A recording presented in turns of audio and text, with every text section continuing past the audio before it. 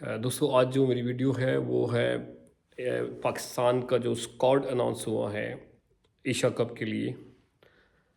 और जो Abu Dhabi या दुबई में कुछ सीरीज़ दुबई के साथ या फिर अबू धाबी के साथ या फिर अफ़गानिस्तान के साथ जो सीरीज़ है उसके बारे में एक्चुअली इस सबसे जो मेन कंसर्न है वो है एशिया कप 2025 और T20 फॉर्मेट का जो गेम हो रही है, जो कप हो रहा है, उसमें बाबर आजम, नसीम शाह और रिजवान को शामिल नहीं किया गया है। एक्चुअली जो रिजवान, बाबर आजम और नसीम शाह को ना शामिल करना, बाबर आजम टेक्निकली बहुत साउंड बैट्समैन है। आप अगर उसका ऑल रिकॉर्ड देख लें, PSL देख लें, CPL देख लें, जो भी वो लीग खेल रहा है उसको देख लें, वो बहुत परफेक्ट बैट्समैन है, टेक्निकली बहुत साउंड बैट्समैन है। आप बाबर आजम की टेक्निक के बारे में आप जिस मर्जी क्रिकेटर से पूछ लें, जो भी एक्सपर्ट हैं क्रिकेट वर्ल्ड की, वो बाबर आजम की टेक्निक के बारे में, मतलब कोई बंदा भी उसकी टेक्निक के फ्लो के बारे में जो है ना उसकी खामियां नहीं निकालेगा उसमें, क्योंकि है ही खामियां है ही नहीं है वो। जिससे जो बात है, बाबर आजम को ये सब लोग फोर्स कर रहे हैं कि आप तेज़ खेलो। बाबर आजम जो बैट्समैन टेक्निकल होता है वो सिंगल डबल या फिर पंच करके फोर करता है, उसका जो इश्यूज़ है वो हिटिंग नहीं कर सकता। उसको हिटिंग के लिए उसको अपनी गेम चेंज करनी पड़ रही है, और बाबर की जो गेम चेंज हो रही है उसकी वजह से उसको स्पिनर पे जो वर्क कर रहा है उसको स्पिनर में खेलने में मुश्किल हो रही है। अब तो ये जो चीज़ें प्रॉब्लम आ रही हैं, इसकी वजह से ये जो, हालांकि जो क्रिकेट बोर्ड के लोग बैठे हुए हैं, आकिब जावेद साहब हैं, अज़हर महमूद, फिर जो अभी नए कोच आए हैं माइक हैशमैन, ये कोच का नाम शायद मैं सही नहीं ले पाया हूँ, जहन में नहीं आ रहा कोच का प्रॉपर नाम क्या है। तो उसमें जो है ये जो कोचेस हैं जो भी हैं कनेक्टेड हैं क्रिकेट बोर्ड के साथ, बाबर आजम को जैसा वो खेल रहा है उसको खेलने दे। देखिए मैं बात करूँगा विराट कोहली को। विराट कोहली का 4 साल का बैड पैच गया है, 4 साल क्रिकेट में उसका बैड गया है, ऑलमोस्ट 3 से 4 साल उसका जो है ना वो, अगर आप उसको देख लें सेंचुरीज जो है ना, वो जो कोहली जो चेज़ करता था ना, जो विराट कोहली जो चेज़ करता था वो बहुत बेस्ट करता था। पर वो पिछले कुछ सालों से, 3-4 सालों से जो डिक्लाइन स्टार्ट हुआ है, आप देख लो कि वो उसकी जो जो डिक्लाइन की वजह से वो अब T20 जब इंडिया लास्ट T20 जीता है उसके बाद उसने रिटायरमेंट ले लिया है। और आप देखो जो लास्ट T20 पूरे 22 है जो वो इंडिया जीता है, विराट कोहली ऑलमोस्ट सबके सब मैचेस फ्लॉप रहा है। कुछ मैचेस में स्कोर किया 20-25 शुरू में, 1-2 मैचेस से मुझे सही तरह याद नहीं आ रहा, मगर जाके फाइनल सेमीफाइनल में भी स्कोर नहीं किया, क्वार्टर फाइनल में भी स्कोर नहीं हुआ, जो सुपर 8 क्वार्टर फाइनल उसमें भी स्कोर नहीं हुआ, और जाके फाइनल में विराट कोहली ने मैच विनिंग इनिंग्स खेली। तो ये बड़ा प्लेयर है, विराट कोहली एक बहुत बड़ा प्लेयर है। रोहित शर्मा बड़े प्लेयर हैं। देखो उन्होंने जो है ना T20 वर्ल्ड कप 2024 इंडिया को जिता दिया है, क्योंकि उन पे बिलीव किया उन्होंने, इंडियन बोर्ड ने उन पे बिलीव किया, विराट कोहली पे बिलीव किया, रोहित शर्मा ने विराट कोहली पे बिलीव किया। ये सब देखिए, विराट कोहली बहुत बड़ा बैट्समैन है।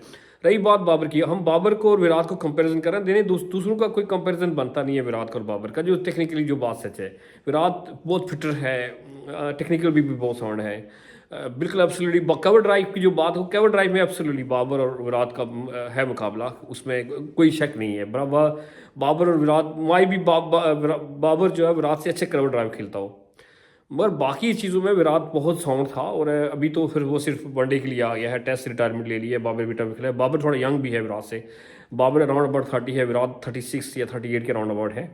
उसमें जो विराट ऑलरेडी रिटायर हो गया है टेस्ट से और T20 से। जो बात मैं चीज़ मैन उस बात में मैं जो बात करना चाह रहा हूँ, वो बेसिकली जो मेन फोकस है, बाबर आजम को आप खिलाएं।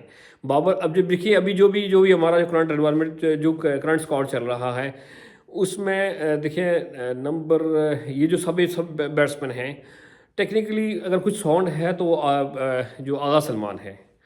उसके अलावा आप किस बैट्समैन को आप साउंड समझेंगे? कोई भी साउंड नहीं है। मैं, आप यकीन करें, साइम अयूब कोई नहीं है, फरहान ज़्यादा जो है वो भी ऐसी है।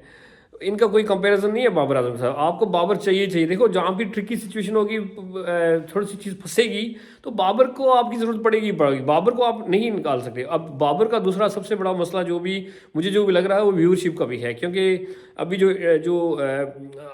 इसका होस्ट है वो इंडिया है T20 का। तो वो भी कोई भी बोर्ड देखें, कोई भी ब्रांड है, बाबर ब्रांड है, कोई भी बंदा भी चाहेगा कि बाबर टीम में हो। और अब बाबर को अब उस चीज़ पर लेके जो है ना हम कि अभी निकालें, बाबर को बेसिकली तेज़ खिला के चक्कर में बाबर को ज़ाया कर रहे हैं।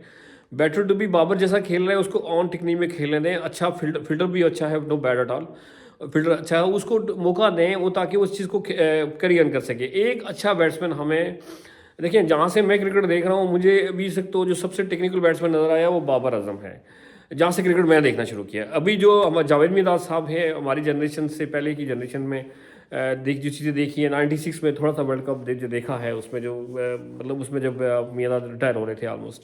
तो अब हमने जो चीज़ देखी है, हम उसी के बारे में बात करेंगे। जैसे अब इंजमाम उल हक साहब हैं, उसके बाद सईद अनवर, यूनुस खान, 3-4 बड़े अच्छे बैट्समैन रहे हैं ये। मगर बाबर आजम जो है ना, हमारी जो इन सब में जिनके नाम लिए, बाबर आजम बहुत टेक्निकली बहुत साउंड है।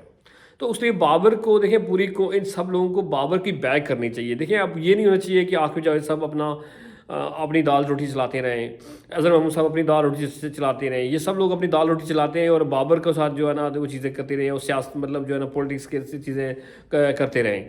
अब ये नहीं, अब बाबर का और रिजवान का कंपैरिजन नहीं बनता। मैं आपको एक चीज़ बता दूँ, मैं जो बात सच है वो हकीकत है, Rizwan is very good as well, मैं ये नहीं कह रहा, मगर आप उसको हमेशा दोनों को साथ मिला के लेके चल रहे हैं। और नसीम शाह को भी उन्होंने आउट कर लिया। ऑफकोर्स शाहनशाह शाह वापस आए हैं, उनकी बॉलिंग अच्छी, बहुत इंप्रूवमेंट हो गई है शाइन की बॉलिंग में।